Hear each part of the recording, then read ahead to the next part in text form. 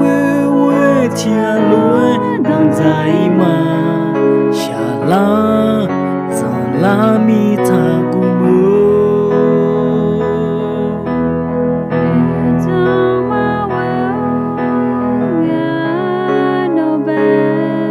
thằng gái ye nghe ngã nó khờ mà mò mỏi gà we chia lối đang dài mà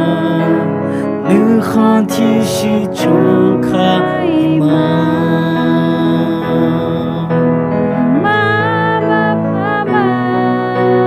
nữ gà mà bị biểu em mới chờ ngã nông bị mà mưa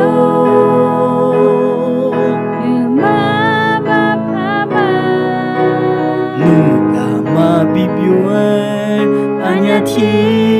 gì thì gà đông dài mà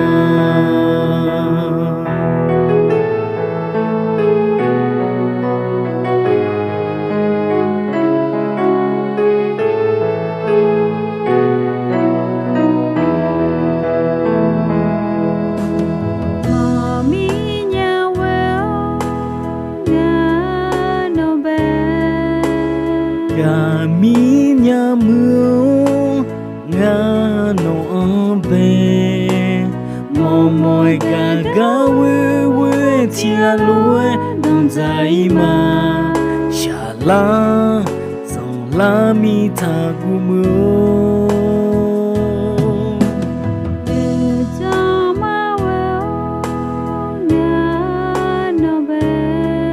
thằng gái ye nghe ngã nó khờ mà mò mỏi gà we chia lối đang dài mà nữ khó thì chỉ cho khai mà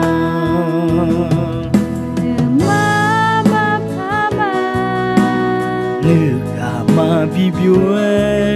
em mới chờ ngã nó mi mà mưa